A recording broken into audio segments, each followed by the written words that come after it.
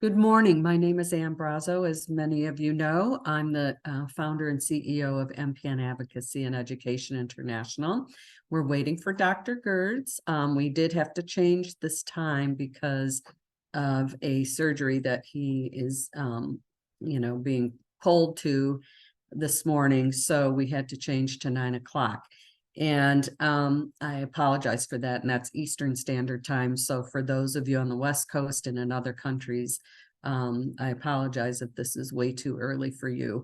So while we wait for him, we'll let you know that ASH, the American Society of Hematology, is that meeting is coming up. This is the 22nd or 21st, I think 22nd, that I will be attending. And that our company will be attending. It is a great place. It's almost like a class reunion, but with so many things going on. And so much is happening in the MPN community. It just never stops. It's incredible. And so we will be sending posts and video out. Dr. Messa is going to give us an update on Sunday, and that is December 10th, I believe.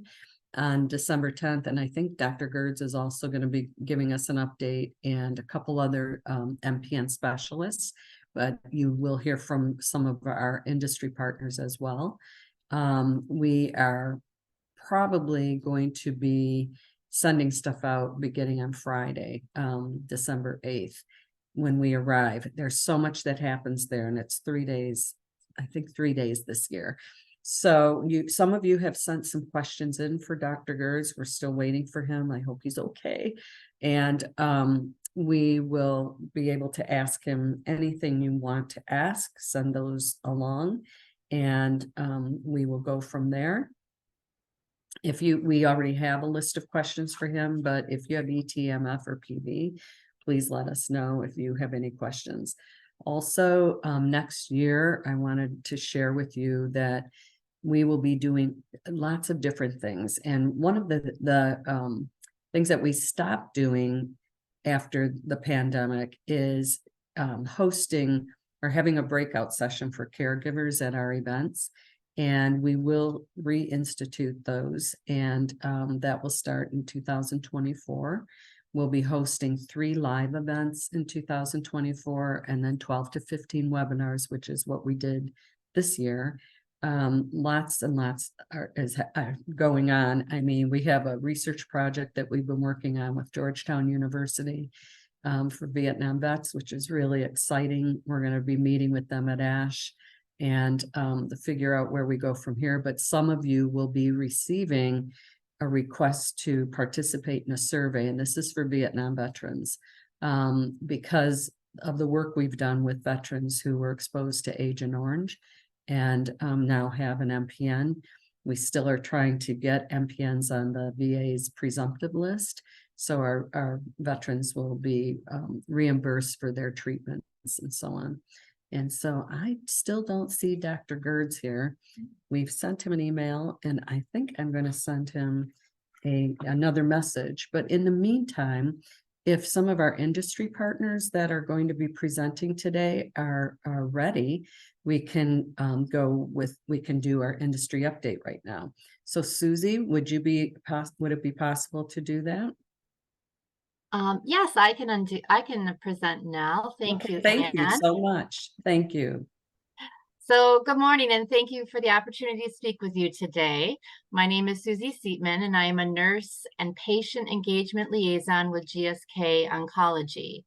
GSK is a global biopharma company with the purpose to unite science, technology, and talent to get ahead of disease together.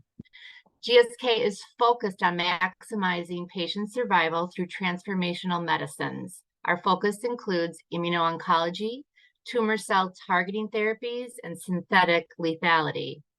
Our goal is to achieve a sustainable flow of new treatments based on a diversified portfolio of investigational medicines utilizing modalities such as small molecules, antibodies, and antibody drug conjugates, either alone or in combination.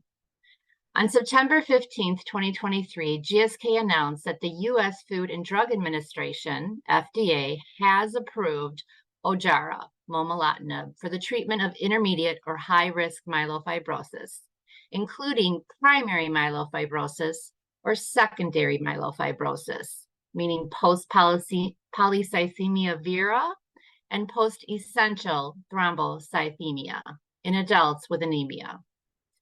Ojjaara is a once-a-day oral JAK1, JAK2, and activin A receptor 1 inhibitor and is approved for both newly diagnosed and previously treated myelofibrosis patients with anemia. Ojjaara has been studied with regards to key manifestations of the disease, namely anemia, constitutional symptoms, and splenomegaly. Please be sure to consult with your physician regarding your care and treatment options. To close, I'd like to add that we are so grateful to MPN, Advocacy and Education International, and the entire myelofibrosis advocacy community for all the work you're doing to raise awareness, educate patients and their care partners about this disease. We appreciate the partnership that we have with you, Anne Brazu, and I thank you for this opportunity to tell you and your patient community about what we are doing at GSK Oncology. Thank you. Thank you, Susie, and we're really excited that the drug has been approved. It's just more treatment options for our MPN patients. And Dr. Gerds is with us now. Erin, Awesome. Are you here? Thank you, Susie. You're welcome. Thank you, Anne. I don't see you. Oh, yes. Hi, everybody. I had a little transportation moment this morning, and I am currently en route to my office. So I'm doing this kind of on the move. Okay. So we don't want to see you driving because we want you to be careful. But... luckily I'm being driven, which is good. Okay. So I'm able to log on. But generally when you're in the car on Zoom, everybody just ends up looking up your nose. So I figured that is so true. That's happened before, so we understand that. So we had 250 people register today, Erin, and so if those of you that are watching, Dr. Gerds is in the car, so you won't see his face, but we will be asking him. We've gotten so many questions for you. Oh yeah. The big question is from most people is, please explain first the difference between MF, PV, and ET. If you can just do an overview of that, yeah, that would be great. Absolutely. Well, that's a fantastic question, and in reality, they're all kind of the same disease, believe it or not, and really on a spectrum of clinical presentation. They're all driven by the same pathologic abnormality, what we call in the biz the constitutive activation of JAK-STAT. So the same pathway is activated in all these diseases, but they present in an individual in a different way. And when it's primarily in that clinical presentation, primarily elevated platelets, we call it essential thrombocythemia.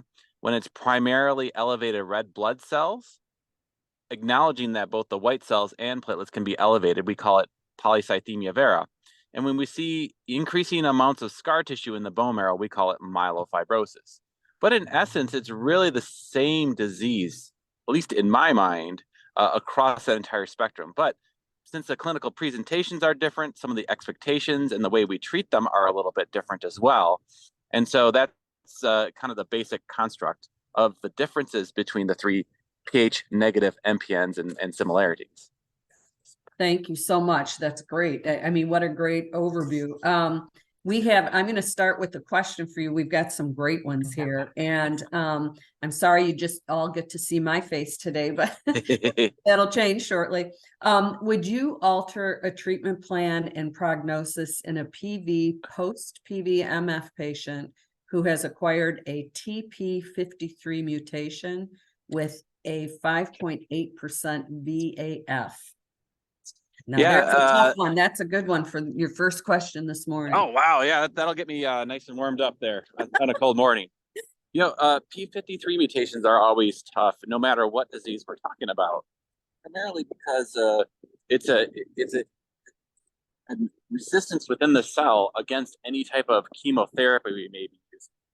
And so when the treatment plan includes chemotherapy, what we traditionally think about, DNA damaging agents that lead to cell death, we know that there's a general resistance there, and so they become very difficult to treat.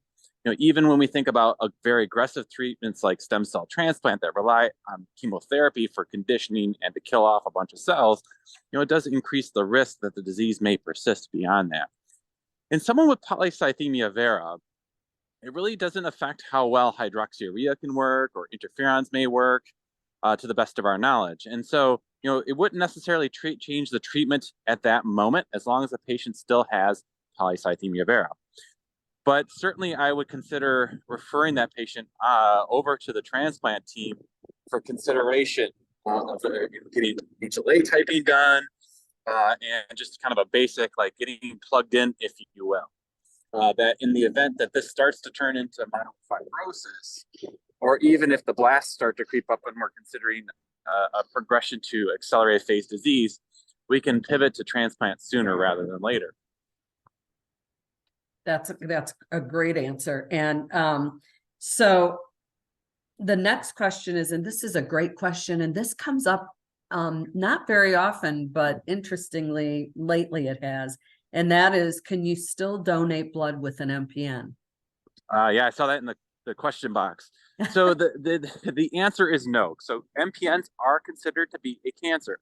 And so anybody that has a cancer diagnosis is not eligible to donate blood, primarily because the worry is that if the cancer cells, or in this case, the PB cells, are in the donation and that the recipient of that blood donation is very immunosuppressed, theoretically, those cells could grow in that individual and cause serious complications.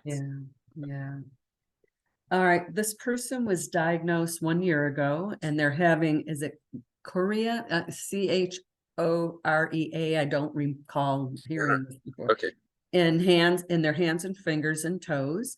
They're on Jakafi and have had no relief from those symptoms.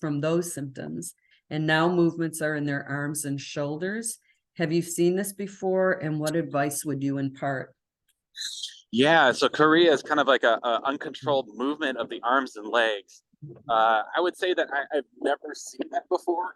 Not in an MPN patient, yeah. Yeah, usually we see chorea in terms of neurologic diagnoses like Huntington's disease or other kind of like central neurologic disorders. So certainly, patients, I have had plenty of patients who have both myelofibrosis or an MPN as well as Parkinson's. I've had patients who've had Huntington's disease and MPN, and I wouldn't expect the Jakafi to either improve or worsen those neurologic disorders. And certainly, treating if someone is feeling quite poorly from a myelofibrosis or a PD or an ET, and we make them feel better from an ET or MPN perspective, that is, sometimes that can help their neurologic disorder to feel better as well. But I can't say that I know of a way how to connect in particular to an MPN diagnosis. Okay. Is there a protocol for how often you should get your blood levels checked? This person has PV and is doing well on Hydrea and aspirin. Yeah. So I think initially when someone's first diagnosed and you're getting started on treatment, that's a big part, monitoring very closely. You don't want to fly too high or too low with those blood counts. But, I have several patients who have, once they get kind of locked in, if you will, we got a stable dose of the hydroxyurea. We're not adjusting it very often. Or they're getting a kind of a set number of phlebotomies and not needing regular phlebotomies. And it becomes very predictable when they may need a phlebotomy. I'll space out their blood counts accordingly. So most of my patients who are on phlebotomy that are doing well, maybe I'll check and I know that their phlebotomies aren't that often. I'll check their blood counts, say every, quarter even, or every 2 months. Same with patients who are pretty stable on hydroxyurea. You can definitely space out those blood counts quite a bit and still be safe. Of course, it's on a patient by patient basis. Some patients' counts are way more liable than others, and you may want to monitor more closely. Mm-hmm. We actually, I don't know if you saw it, but in our newsletter, we sent out a survey about spleen size versus how a person feels. And it was really interesting, Erin, because first of all, a lot of the patients that participated, and there were almost 200, said, many of them said, we don't even discuss my spleen, that's not something that is ever discussed, and that they have no idea if their spleen has shrunk or, what it's doing, since they've been on medication. Yeah. But the others were, very, many people were very anxious to share that some of their symptoms have gone away, some of Yep. the constitutional symptoms have gone away. And then there was this great, pretty robust cohort that said it didn't. And so, just depending on what medications they were on and so on. So it's really interesting, that question of symptomology versus blood levels and, what's happening Oh yeah. Yeah. scientifically. And so when you meet with a patient, and let's say they're everything's looking good medically, but their symptoms are still, like the bone pain and night sweats and, some of those symptoms that don't seem to go away. Is there anything on the horizon to address some of those symptoms? Yeah, definitely. So a lot of the trials that we have ongoing right now, these add back trials where, someone's on, say, ruxolitinib and they're not doing well, and we add on a second medication to try to make them feel better. Whether we're talking about BET inhibitors, MDM2 inhibitors, and others, so that's really been the focus as of late. So we're trying to get additional therapies to get people feeling better, because as you mentioned, spleen improvements and symptom improvements don't always go hand in hand. Right. So we hear a lot about the crossover between, well, you do have ET, but you do have some fibrosis in your bone marrow. And when a patient is hearing that, do they still clinically have ET, or this person still clinically does have ET because they don't meet with the MF criteria? Could they progress to MF? Is this a person that would probably progress to MF? Well, that's a great question. And as discussed before, these diseases are on a spectrum. Yeah. And so as best as we've come up with categories to identify who has what disease, they're not perfect. And invariably people fall in between categories, if you will. So recently there was this category introduced called prefibrotic myelofibrosis, which really aimed to capture that group of patients that had, ET looking disease still, because they didn't have all the scar tissue, but other features that suggest that they may have an increased risk to progress to myelofibrosis. And we did a really big study called the, oh goodness gracious, now I forgot the name of the study. I think I know which one you're talking about. I'm having a mental pause here. That's okay. But where we looked at over 500 patients with low risk myelofibrosis, as well as a large cohort of about 2,000 patients of ET all at once. We observed them for at least 36 months, if not longer. And we saw that, patients who had prefibrotic myelofibrosis and characteristics that suggest maybe an early transition from ET to myelofibrosis ultimately progressed in a relatively short period of time to myelofibrosis. But I want to make a distinction that just because the disease label has changed from ET to myelofibrosis doesn't necessarily mean the disease is instantly worse. Yeah. Low risk post-ET myelofibrosis has a very long predicted survival when we look at models like the MySec-PM. Survivals that are, 15 plus years even. So I think it's really important to note that even if it does progress, it doesn't mean that's necessarily worse. Right.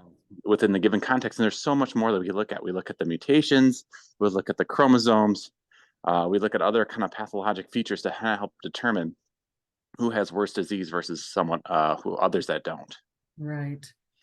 We have a PAC, a patient advisory council, and we meet with them periodically, and it changes, and some people stay on, we bring different people in. It was such a wonderful diverse group of patients at our last meeting.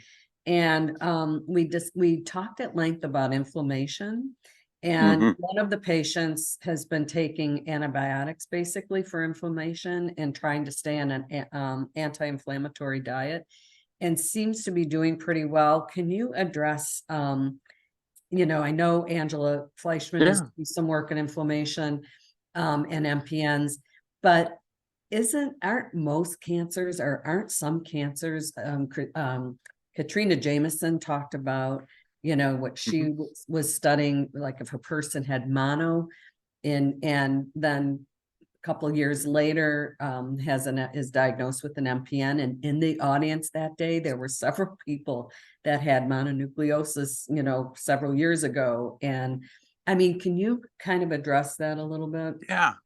Well, certainly there's a close relationship between cancer and inflammation, right? Cancer states can certainly lead to increased inflammation. There is data in the reverse that increased inflammation may increase your risk for cancer, and largely thought to be due to because the immune system becomes exhausted and can no longer surveil appropriately for cancers and eliminate them before they grow. Back when they were kind of like one or two cells. So there's definitely a close relationship there. And, drugs like immune checkpoint inhibitors have come along as a result. Really revolutionized the care of certain cancers like lymphomas, kidney cancer, and lung cancer. Been quite remarkable advances there.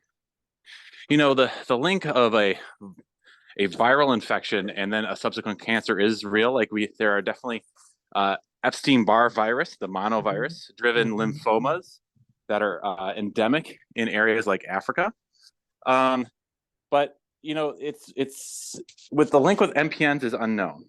The problem that we have is Epstein-Barr virus infections, or mono, is incredibly common here in the United States. It's roughly 40% of people will have had mono at some point in their life, whether you know it or you don't.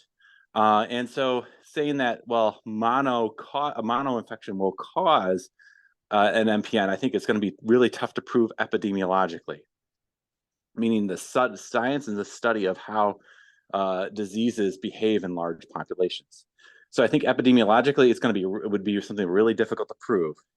But certainly we hear lots of anecdotes of people having certain inflammatory events, whether we're talking infections, rheumatologic disorder flares, or things of the nature, and then an MPN appearing a year or two later, even. Yeah.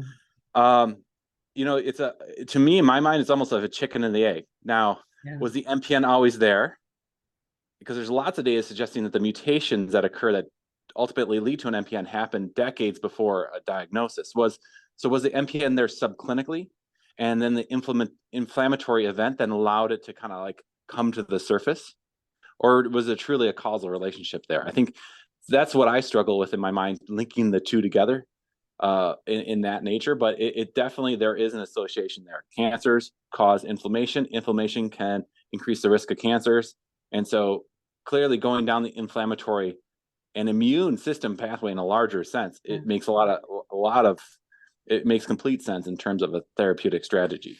Yeah, and how our immune systems are changing so vastly in the Oh, yeah. last 20 years. And if I can, I just watched a documentary about our temperature, our body temperature, and how they're starting to see more humans with a lower temperature. It was 98.6 forever. That's what everybody looks for. But it's starting, mine is always a little lower. It's always like 97, or it's something a little different. Excuse me. Yeah. And our temperature is such to ward off certain things. And because people are starting, like COVID, for example, bats' body temperature is in the bat world, it's much higher than 98.6. And they think that's why they've been able to carry a disease but not have it. And let me see, something just happened here. Anyway, so I mean, there's so much to know and so much to study and so many unknowns that it's so fascinating to me, and I'm sure to our patients out there. And so, talking about progression, Aaron, Yeah. everybody wants to know about that. And I know the MPN Research Foundation is trying to pull together some, better research on progression and MPNs. But what do you look for when, let's say you have, it used to be ET, oh, that's the easy one. Well, not in my estimation. Yeah. After 21 years or 20 years in this space, ET can be just as difficult as PV or MF, but what's happening in the way of progression research? Yeah, I think that's a fantastic question. Yeah, that really bothers me all the time when people say, "Oh, ET's the easy one, no big Yeah. deal," and people will be told, "Hey, well, you got this. No, you never have to worry about it ever again." And Right. I think that's a challenge for a couple of reasons. One is the symptom burden. So some patients with ET are incredibly symptomatic, others are not, but Yeah. but some are definitely quite burdened with symptoms, which can be life altering in a deep way. And then two, there are some patients with ET who just have a horrendous clot burden. And it becomes incredibly challenging. It feels like no matter what you do, you can't fix the whatever's driving those clots. And the third, of course, as you mentioned, is the risk of progression. Some patients will progress into either myelofibrosis, which may or may not be aggressive at that point, but worse, to accelerated or blast phase disease. And just to get everyone on the same page here, accelerated blast phase disease are when the MPN is turning into what effectively is an acute leukemia at that point. But I always like to call it accelerated blast phase MPN and not acute leukemia, because it behaves so differently than a regular garden variety acute myeloid leukemia, AML. It is more aggressive. It's more resistant to chemotherapy. It's really not a good situation to be in. And so anything we can do to predict that from predict it before it happens, to head things off the path or improve the treatment thereof, is certainly things we're thinking about. So in terms of predicting progression, the big focus has been on identifying different mutations that may be present that predict for progression. And really there's kind of a set of established mutations that are associated with a higher risk and have been in multiple analyses. Things like ASXL1, certainly P53 is one of those that we keep an eye on. Some of the spliceosome mutations. It can become a bit of an alphabet soup, but certainly working with your MPN specialist to sort out which mutations are more aggressive looking versus others is really important part of that conversation. Absolutely. There are other things too. Not seeing the spleen shrink can predict for progression. So getting back to your earlier point about monitoring spleen size, even if it's just a simple exam. Other things like low blood counts, like thrombocythemia, low platelets, and anemia, low red cells, can also be predictive for disease progression. Fantastic. Yes, absolutely.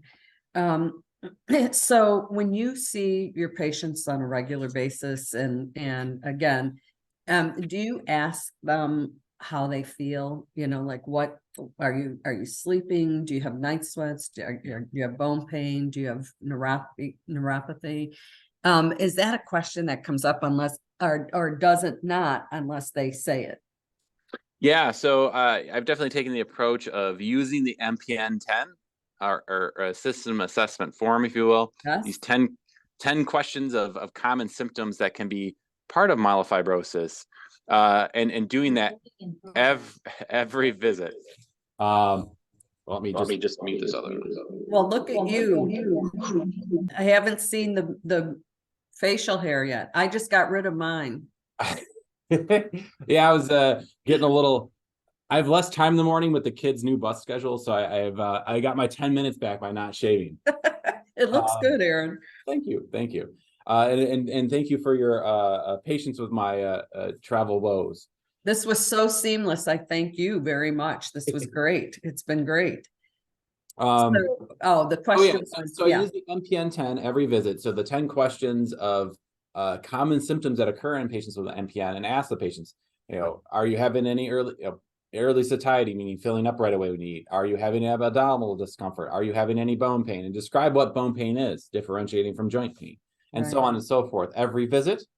One, just to get the numbers, because you may look back and say, a patient may say, yeah, I feel about the same, no big deal, no changes. Like, well, a year ago, your score was 8, and now your score is 15. So clearly there's some change there. So we should think about either changing treatment or starting treatment, or really try to understand why there is a difference in the scores. Yeah. Yeah. So I find that to be an incredibly helpful tool. And plus, patients may not volunteer something. They may not really, they may kind of blow off bone pain. And then when I Yeah. ask them and kind of dig into it, that's actually something that's there and something we should try to address. We talked about symptoms and how vastly different they are now from the old days, when it was this, maybe 3 or 4 things that were pretty obvious. Yeah. And now there are just so many more to think about and to learn about. Is there let's see what this says. Oh, what causes the JAK2 mutation? Do we even know that yet? Oh boy, it's tough to say. There's no known cause of the JAK2 mutation itself. Now, certainly there are instances of inherited JAK2 mutations. We're finding that more and more. Those are usually not the V617F mutations, though, the kind of the typical ones that we see. Those are usually the oddball ones. But that's a very rare instance. We know that certain exposures can increase your risk for developing a JAK2 mutation or other mutations, such as exposure to benzene, ionizing radiation, or even Agent Orange. And so that could be part of it. But for most people, it just happens. And there was a study done several years ago, a really important study that led to the identification of this thing called CHIP, clonal hematopoiesis of indeterminate potential. Meaning that in normal people, or people who have normal blood counts, that is, and don't have a blood disorder, we often find mutations in their bloodstream. And that is associated with age. So people in their 20s, we rarely find these things. But by the time you get to your 7th or 8th decade of life, we're finding these mutations in roughly 15 to 25% of people, which is a huge chunk of the population. Very low levels. Again, normal blood counts, no diagnosis. If you do bone marrows on these people, they have absolutely normal looking bone marrows. But that mutation has about a 1% chance per year of turning into something. The 5th most common mutation that people acquire over their lifetime is, in fact, JAK2 V617F. Yeah. So it's happening with pretty regular incidence, and we don't know why. It's not the most common mutation, but it's up there. And it's really interesting. I read this paper a few years ago that really kind of stuck in my mind. It was mathematicians who actually modeled this. And just by knowing the mutation rate in cells, in human cells, and modeling over this one lifetime, it almost fits 1-for-1 with the incidence of CHIP. Jeez. So a lot of this just might be bad luck, believe it or not.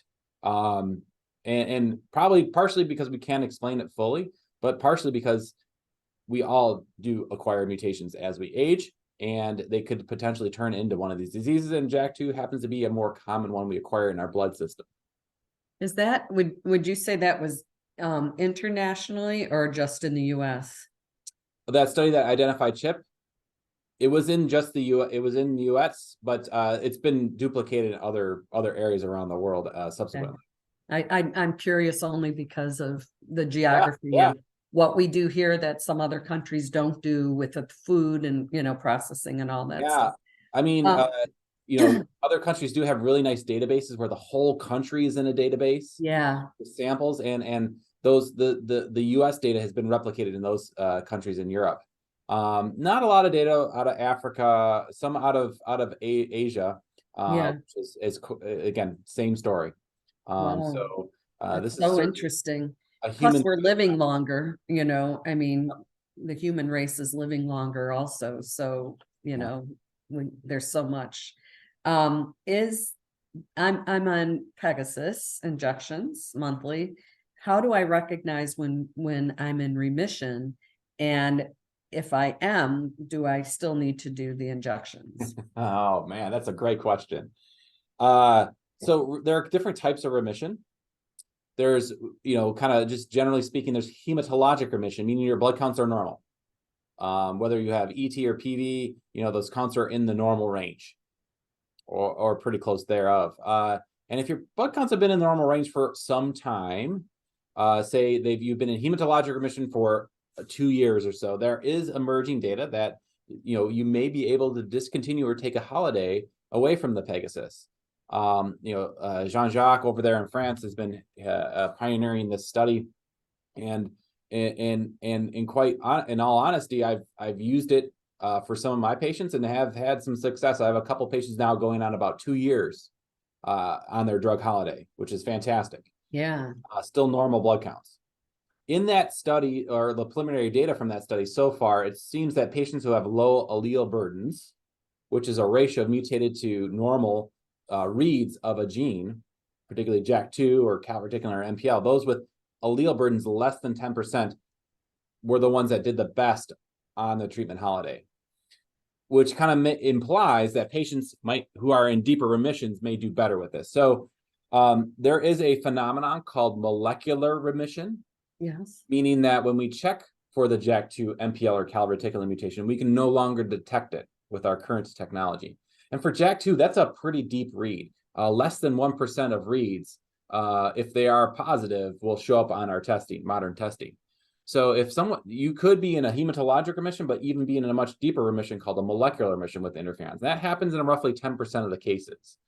And certainly those patients, I think it's worth at least a discussion with your doc of whether or not you can take a treatment holiday and whether that's worth it, given the risks and benefits and what we do and don't know. Again, the data is very preliminary. It's not been not been replicated in other populations.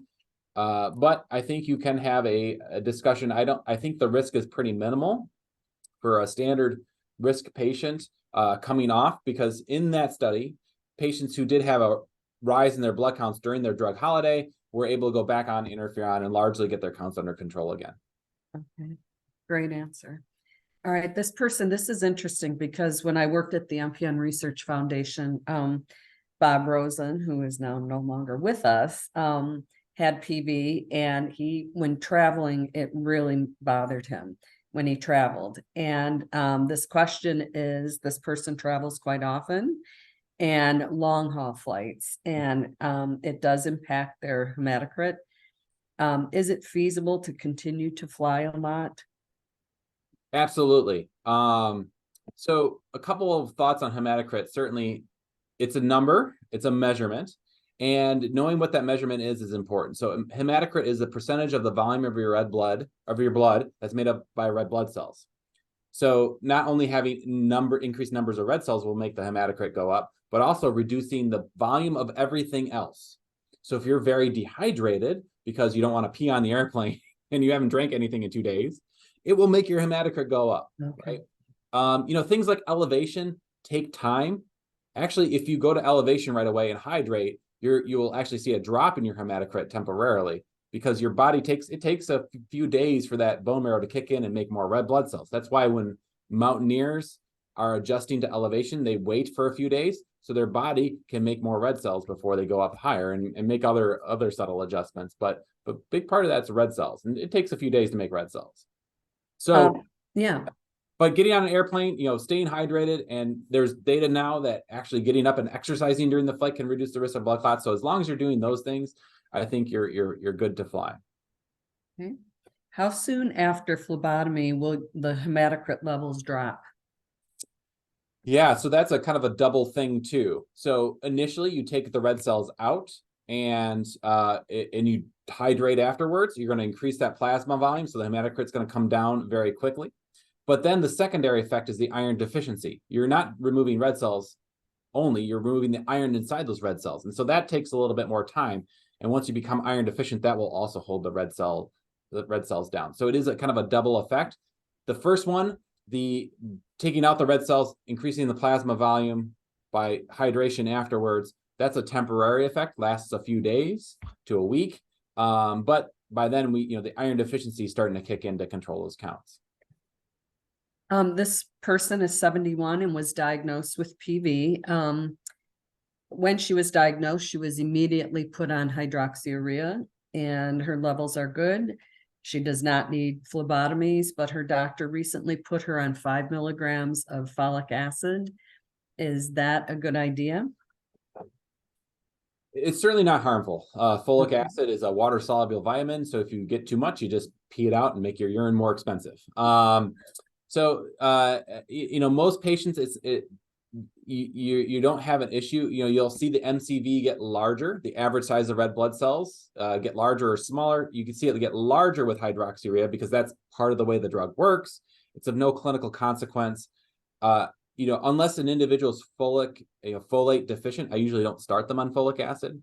But certainly if that's been checked and an individual is folate deficient, I will give them folate. But the enlargement of the red cells is largely due to hydroxyurea and is a side effect of that, but is of no clinical consequence. And to piggyback that, there's another question about hydroxyurea, and that is, or hydroxyurea is there a risk in developing skin cancer? Yes. So there is an association with non-melanoma skin cancers, basal cells, more commonly squamous cells, as well as the precancerous skin lesions like actinic keratoses. So if you have a history of skin damage or history of non-melanoma skin cancer, seeing a dermatologist regularly is advised. And certainly if you see something kind of funny on your skin, get it lopped off. They're easy to take off when they're small, hard when they get big. Yeah, definitely. Okay, this is a caregiver or a family member. Their mother has PV and a broken valve. Doctors want to observe as a surgery would be too risky for her. She is on Jakafi and hydrocortisone, as well as other medications. Her blood is very thin. Is that why they don't want to do surgery? Oh, I mean, that's I know you can't, that's a question that's hard. Yeah. Surgeons generally take into a number of different things. Not only like the health of the person who potentially have the surgery, do they have other medical problems, but also like what benefit they see from doing a surgery. So if the valve surgery, the margin of benefit there is pretty small and the individual's kind of sick, they'll say, well, let's just continue to watch for now. There are other procedures that can be done with valves. They do TAVRs now that are percutaneous and you don't have to crack open the chest. So, possibly they may consider waiting a little bit to see if TAVR might be a better option, depending on which valve it is, of course. So I think there's a lot of things that go into it, but necessarily having a diagnosis of PV would not preclude one from doing a surgery. We would be mindful of clot risk associated with surgery, but outside that, we can certainly, I would say that a patient with PV could have a surgery. And obviously make sure, and we are huge proponents of and want to make sure that the MPN community and patients know that, make sure the hematologists, like the whole team of physicians, are available for an upcoming surgery, that there's some discussion about that. We've had so many situations with patients that talk to us about elective surgeries and emergency surgeries and what happens. And so it's really important that everybody's on board and knows what's going on. This person has TET2 at 48% and another mutation that could be aggressive for AML. If not, or is that mutation aggressive for AML? If not, are there any definitive risks identified? So TET2 is a very common second mutation in MPNs. In PV, it's kind of interesting. There was a whole debate of whether or not TET2 came before JAK2 or JAK2 came before TET2 in individuals with PV. TET2 is a very common CHIP mutation as well, even more common than JAK2. So really common mutation, doesn't really seem to move the prognosis up or down very much in MPNs in general. So I wouldn't make referral to transplant or other treatment decisions based on the presence or absence of a TET2 mutation. Certainly there are others that are high risk, but TET2 is kind of along for the ride in most instances. Let's see. So can you, well, two things. Let's see with this. First of all, are there any drugs other than JAK inhibitors that are, I know there are some in the pipeline very close to phase 3 or approval.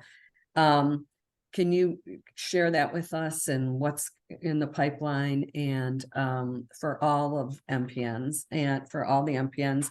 And then I know you have to get out of here pretty quickly, but and then just, maybe some pre-ASH information. Yeah. And everybody loves ASH time. So busy, so much going on, kind of reinvigorates the community. So the big things, there are a couple of drugs that are in phase 3 trials that are like right at the finish line. Big registration studies, meaning that these are studies that will serve the basis for new drug applications with regulatory authorities like the FDA. So there are two that are going to be presented at the American Society of Hematology meeting in December. One is a drug called navitoclax in the TRANSFORM trial. So that was navitoclax plus ruxolitinib versus ruxolitinib alone in the frontline setting. The abstract's already been released. And what we see so far is that it was better at shrinking spleens. The combination did much better at shrinking spleens, but there wasn't a lot of difference in symptom burden improvement. More important endpoints like survival, durability of treatment, progression risk, all that's yet to come. That's going to be late data. That's going to take a couple more years to get. But kind of the first blush is very exciting. In a similar fashion, the MANIFEST-2 trial will read out. That's pelabresib, a BET inhibitor, in combination with ruxolitinib versus ruxolitinib alone in a phase 3 upfront setting as well. Similarly, it showed an improvement in spleen volume reduction over ruxolitinib. The combination was better than ruxolitinib alone. Symptom burden was better, but maybe kind of not as impressive. And honestly, the summary from both of those, I would say, is that ruxolitinib is a pretty darn good drug at treating symptoms. And I think that's really what happened there, in my opinion, at least first blush at the data. Of course, the more important thing is, can these drugs modify disease in a much deeper way than what we see with JAK inhibitors? Are we seeing low burdens go down, the time to progression going up, the risk of transformation going down, and survival improving, and on all that same thread? So these are week 24 data, very early. We're going to need week 48 or even 3-year type of data before we can answer some of those questions. Intelstat is in a phase 3 trial. That's a telomerase inhibitor in myelofibrosis, and that has a survival endpoint as the primary endpoint. That's the question they're trying to answer with that trial, which is very, very exciting. In PV, there's a lot of focus on hepcidin, as there is in myelofibrosis, and using the power of hepcidin to free patients from phlebotomy. So rusfertide is in a phase 3 trial. There's other drugs that do similar things in phase 1 and phase 2 trials as well. Again, increasing hepcidin or the effect of hepcidin within the body to lessen production of red cells. In ET, there's ongoing trials with interferons, particularly ROPEG interferon, as well as trials with an LSD1 inhibitor, benemistat, that's ongoing. So a lot of interest in those studies moving forward. In myelofibrosis, and for patients who don't get that great response with the JAK inhibitors, add back strategies like a drug called navtemadlin, which is an MDM2 inhibitor. Those trials are ongoing as well. There's selinexor, there's PIM kinases. So the list goes on and on of drugs in development for myelofibrosis. In the distant future, trials are launching with more immune focus. So there's 2 vaccine trials that are ongoing, trying to train the immune system to kill off calreticulin mutated disease. The phase 1 monoclonal antibody, which was the big smash hit at ASH last year, the phase 1 trial is launching as we speak. Centers are now opening up and enrolling. We should hopefully be enrolling patients within the next couple of weeks. And then there's bispecific antibodies, which basically bring in your own immune system next to the myelofibrosis cell to kill it. That's about to start. And a lot of groups are developing cellular therapies that target myelofibrosis. And so really, there's a lot of stuff that's on right there at the precipice. We're about to get the results shortly. Precipice. That's the word I'm thinking of. Precipice. There's some really super exciting stuff on the horizon. And so we'll hear about all these things at the annual meeting here in just a couple of weeks. And Dr. Gerds will be giving us an update as well at ASH, and thankfully. And we so appreciate your time. I know you have to run, and I hope everything goes well. And and I just greatly appreciate your time. You've always been wonderful for us or to us and to the MPN community. And we will see you at ASH. We will see you there. I look forward to that. We all do. It's so much fun. And we will be staying on and hearing from some of our industry partners and updates. In fact, Dr. Gerds mentioned some of their drugs that are either have been approved or are in the pipeline. And so please stay with us and we will move on. Thank you, Aaron. Thank you so much. All right. Take care. Bye. So now I don't see Kristen, but Kristen? Kristen Griffiths from Insight will give a brief update, and she is the Associate Director of Communications and Patient Advocacy. Hi, Kristen. Hi, good morning. I hope everyone had a lovely Thanksgiving. It's so wonderful to be here today to represent Insight and hear from the great Dr. Gerds. And thank you so much to Anne and the team at MPN Advocacy International for Education International for giving me a few moments today to speak about Insight and its commitment to patients.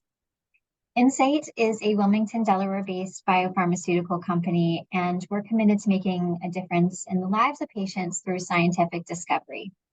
Rigorous science is at the core of everything we do to develop and discover novel medicines that will meet serious medical needs in oncology and other diseases as well. We are committed to providing better outcomes to patients through our medicines we develop and the education we support to the community. One of our most important commitments is to help ensure that appropriate patients may have access to the medicines that they need. And for this reason, we've developed a patient support program called Insight Cares to help appropriate patients and healthcare providers access their prescribed medication. For eligible patients, Insight Cares offers prescription insurance verification, prior authorization support, free drug and copay assistance to those who qualify under the program's terms and conditions, and as well as an ongoing education and support from a representative. So patients who have concerns about access to their prescribed medications, please contact Insight Cares for assistance. And information about patient access can be found at insightcares.com. That's INCYTE cares.com. We are currently enrolling eligible patients in MPN clinical trials. If you're interested, please contact your healthcare provider. But if you want to know more about our clinical trials, you can visit our website at insightclinicaltrials.com. And once again, that's INCYTE clinicaltrials.com. We really strive to enhance support in the patient community and integrate an authentic patient voice throughout our initiatives. So partnerships like the one that we have with MPN Advocacy and Education International have been really key in helping our understanding of the unmet patient and caregiver needs, including raising disease awareness and providing educational information to the community. So we host a website called voicesofmpn.com, where we provide access to MPN information, patient stories, access to information for MPN community events, such as Facebook Live events, patient meetings, podcasts. I'm really excited to share that we most recently worked with Dr. Mascarenas to develop a fantastic PV assessment form. So I highly recommend that you visit us here and check that out if you're interested in that. We at Insight believe that industry and patient groups can find a common ground to develop and deliver novel medicines and collaborative relationships and resulting in meaningful activities. Programs like this allow Insight to use our resources to help improve the lives of individuals who are impacted in the diseases in which we work. So thank you so much, and we really appreciate the time today. Thank you, Kristen, and thank you for your support over the years. It's helped us to do what we do. Thank you. An honor. Thank you. Okay. So we'll move on to AbbVie and Brian Murray, who is the Associate Science Director. Hi, Brian. Hi, Anne. It's really good to see you. Good to see you too. Very good. All right, I'll get started. Thanks so much for having me today, and hope everyone had a great Thanksgiving as well. I'm here to talk about AbbVie's activities in myelofibrosis, a drug that AbbVie is developing called navitoclax. Dr. Gerds did some of my work for me. He already gave you a preview of what's to come at AbbVie, a little bit about our drug, but I'll give you a little more information about that as well as some of our ongoing trials. So navitoclax is an investigational agent, as Dr. Gerds mentioned. It's not FDA approved, and we're studying it in combination with Jakafi or ruxolitinib, as you know it, in several phase 3 trials. And so why would we combine navitoclax with Jakafi? Well, in early lab studies, we discovered that when you combine Jakafi with navitoclax, which inhibits a protein called BCL-XL, you actually kill more cell lines, MF cells, than either agent does by itself. And so this looked very promising. We decided to study it in humans. In a phase 2 study, based on promising signals from that study, we opened 2 phase 3 studies a few years ago, and I'll talk about those studies now. They're called the Transform studies. There's Transform 1 and Transform 2. And the purpose of these studies is to see if combining navitoclax with Jakafi is better than Jakafi alone. In the upfront setting, so patients who've not received Jakafi is Transform 1, and then combining navitoclax and Jakafi compared to best available therapy in Transform 2, which could include Jakafi, but also other medications as well, the physician's choice. And so each of these is meant to see if navitoclax, what adding navitoclax to ruxolitinib truly does, and with the hopes of not just improving, spleen and symptoms, but also potentially improving other endpoints too, such as progression and some of the other survival endpoints that Dr. Gerds mentioned. Now, Dr. Gerds already mentioned that Transform 1 is being presented at ASH, so the trial is done enrolling, and we're still following patients. We'll be presenting that data at ASH in just a few weeks. Transform 2 is still enrolling, and so for Transform 2, this study is for patients who have relapsed or who have failed or progressed on Jakafi, and then they would add navitoclax to that to see if it does better, say, continuing the drug or switching to another option. That study is still enrolling patients, so if any of you are interested in that study or learning more, I would encourage you to go to myelofibrosis.com. We have an eligibility questionnaire to show you what patients we're looking for specifically, and also a map showing the ongoing sites where the study is being conducted, so you can understand if there's a site near you. Of course, you want to speak to your physician to determine if the trial is right for you, but again, myelofibrosis.com for more information. Thanks again for having me, Anne. It's always great to speak at these events, and looking forward to seeing you at ASH. Thank you. Same here, and thank you so much, Brian. We'll move right on to MorphoSys and Elsa Levita, who's the Director of Patient Advocacy. Elsa, are you with us? There you are. Hi, honey. Hi, how are you? Good. How are you? Good, thanks. Thanks so much for having me here today. So for those of you who aren't familiar with MorphoSys, I'll start by giving a brief overview of our company. MorphoSys began as a research and development technology provider over 30 years ago in Germany. And today we've evolved into a fully integrated commercial stage biopharmaceutical company. And we're based in Munich, Germany, and Boston, Massachusetts. Our pipeline consists of investigational cancer medicines in mid and late stage development. And that includes pelabresib, our investigational BET inhibitor. Pelabresib is being studied in the phase 2 MANIFEST trial and the phase 3 MANIFEST-2 trial in combination with ruxolitinib as a first-line treatment for myelofibrosis. And both MANIFEST and MANIFEST-2 have reached full enrollment, so we're no longer recruiting. I'll share a little bit more about pelabresib. It's an investigational orally administered small molecule, so it's a pill, and it's designed to inhibit the family of proteins called BET proteins.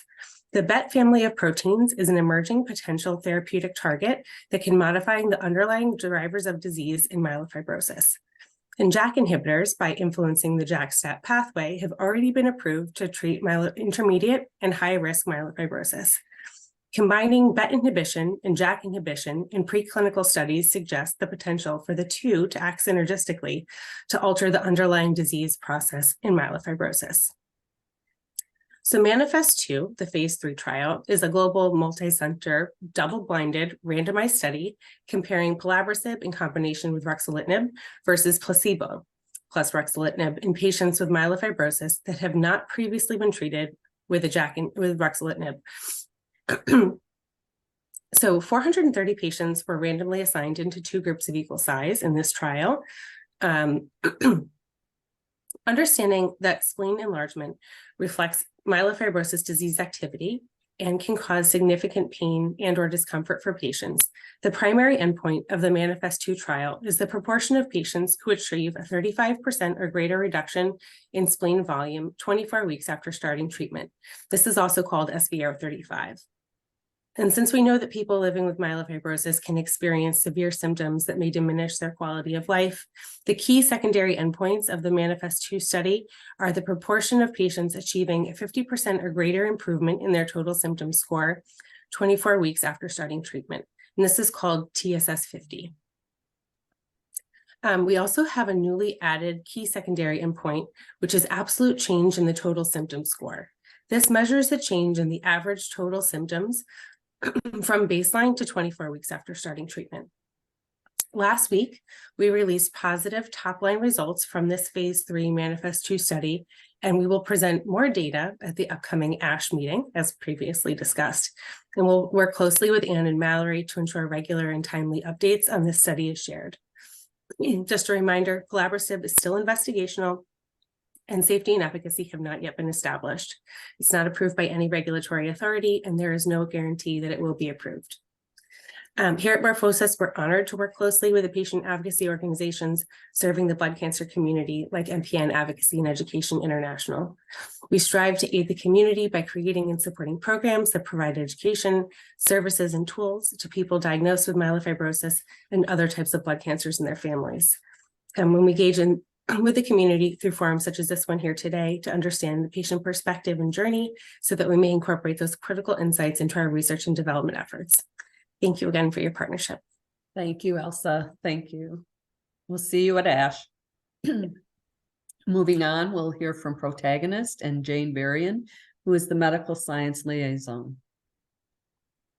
Hi, Jane. Hello, everyone. Jane Varian here. Thank you, MPN Advocacy and Education International, for sponsoring this patient-centered programming, and thanks for inviting me. Yes, my name is Jane Varian. I'm a medical science liaison at Protagonist Therapeutics. Protagonist is a biopharmaceutical company located in the South San Francisco Bay Area. We're a small but growing biotech with about 120 employees. And our platform is based on proprietary peptide technology. Our lead investigational drug agent is rusfertide, or PTG-300. It's a synthetic mimetic of a naturally occurring hormone called hepcidin, right? Hepcidin regulates iron metabolism, and it controls the absorption, storage, and distribution of iron in the body. So we're excited to announce that our phase 2 REVIVE study, which compared rusfertide to placebo in 70 patients with PV, was recently unblinded, and it yielded positive results. In turn, we've moved forward with a phase 3 trial for patients with polycythemia vera. The trial is called Verify, and it's already begun, and it's currently enrolling. We're targeting 100 clinical trial sites globally, and it's our goal to enroll 250 patients with PV. So the Verify study is a randomized, placebo-controlled trial evaluating the efficacy and safety of a once-weekly subcutaneously self-administered dose, so it's a little shot, of rusfertide in PV patients. So this study allows for both high-risk and low-risk PV patients to enroll, and as Dr. Gerds said, it's considered an add-on trial, which means that rusfertide is added to your normal standard of care. So Protagonist has developed a patient website for patients and caregivers to answer 9 simple questions about their disease. And then these questions will help determine if you or your loved one qualifies for the Verify study. And we'll also reveal all of the cancer centers that are participating in the study within 150 miles of the patient's residence, right? So that patient's website is polycythemia vera-clinicaltrial.com, or you can Google rusfertide or Protagonist. But Anne, I just want to thank you so much. This programming and open forum for patients to ask questions and as our industry partners have stated, to learn for us in terms of our research and development is just so impactful. So thank you, Mallory and Anne, for this opportunity. Thank you, Jane. Thank you. We'll see you at ASH. I See you think. at ASH. Okay. So moving on, we will go to Jansen and to, oops, I'm sorry. I mean Carrier Farm and Mandy Kaur, who's the senior, I'm sorry, Tokes, who's the Senior Director of Medical Strategy. Mandy, hi. Hi, Anne. Thank you so much for this opportunity. I'm happy to talk about Carrier Farm. So Carrier Farm Therapeutics is committed to bringing novel therapies to patients with high unmet need.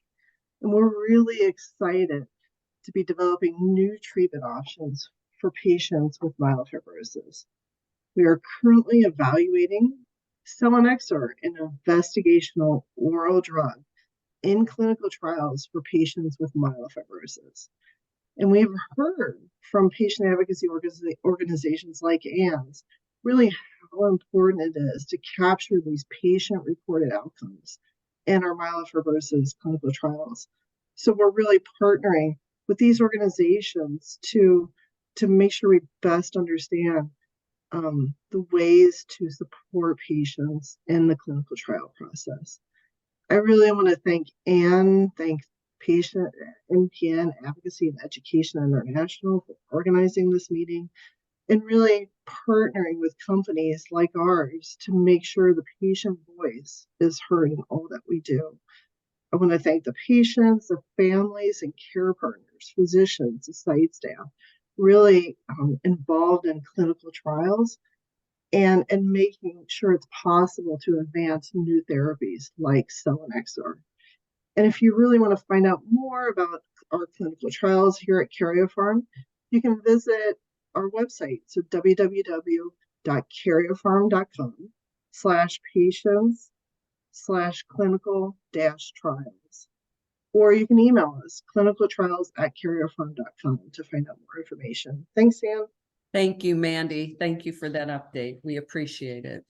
And lastly, but certainly not least, we are going to meet with Tokes Oluwasanjo, who is the Medical Director of Early Development Oncology at Janssen. Hi, Tokes.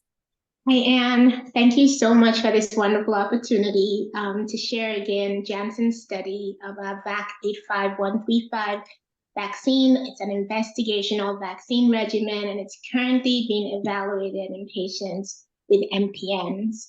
My name's Adetokunbo Oluwasanjo. I go by Tokes, and I trained as a hematologist and medical oncologist. I work in the early development space in oncology with Janssen Research and Development.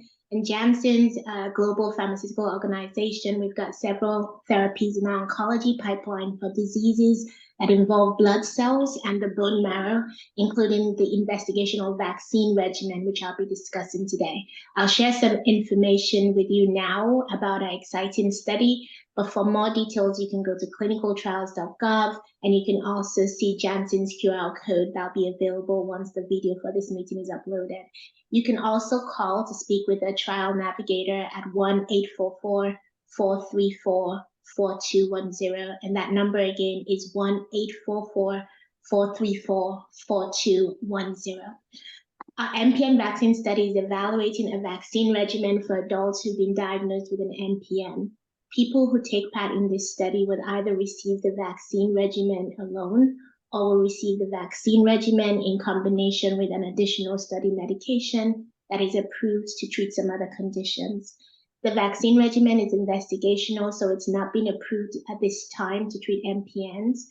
The additional medication that will be added to the vaccine regimen for some patients has also not been approved for the treatment of MPNs.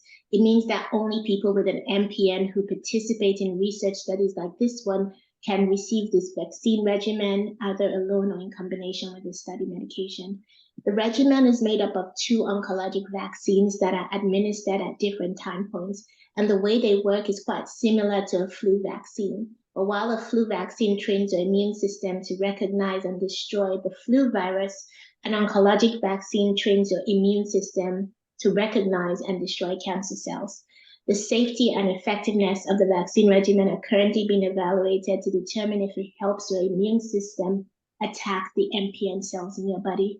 If you're eligible, you'll receive a total of 9 injections of the vaccine regimen over a 60-week period.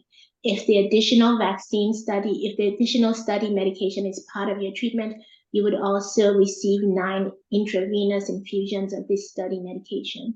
The entire treatment, again, is given over a 60-week period, and you'll be asked to visit the study clinic up to 15 times to undergo tests and assessments to evaluate your health. Depending on your location, all the study required visits, tests, and medications will be provided at no cost, and you may also be reimbursed for study required travel. As with any study medication, you may experience 1 or more side effects during the study, and before you start the study staff would review all the known study-related risks and side effects with you. Throughout the study period, you'll be closely monitored for any side effects or changes in your health. If you decide after you start the study that you no longer want to participate, you can withdraw your consent at any time. To be eligible for the study, you must be 18 years of age or older, diagnosed with essential thrombocythemia, primary myelofibrosis, post-essential thrombocythemia myelofibrosis, or pre-fibrotic myelofibrosis. To be eligible, your MPN has to be classified as not low risk. So it has to be more than low risk. And for patients with essential thrombocythemia, the risk scoring system starts at very low risk. And so very low risk patients will be excluded from the study. And for ET, it'll start at low risk and above. Patients with polycythemia vera or post-polycythemia vera myelofibrosis will only be considered at a later stage in the trial. So we're currently not evaluating those patients yet. In addition, patients would need to be positive for either a type 1 or type 2 CALR mutation or have a JAK2 V617F positive MPN. There are some additional criteria that would apply, and your doctor will go over these with you if you're interested in the study.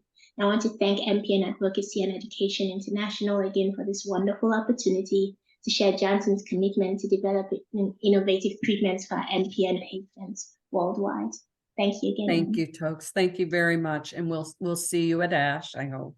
Yeah. And we're all going. And so thank you. And to all of you that were with us today, we really appreciate that you appreciate what we do. And this is recorded, so it will be available probably later today or tomorrow.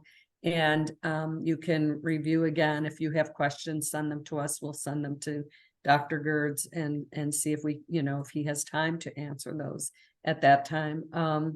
And I thank you. We will be in touch from ASH, which is December 8th, 9th, 10th, and 11th. And we will be sending updates and keeping you informed of what's happening there. Thank you again, and be safe and stay healthy.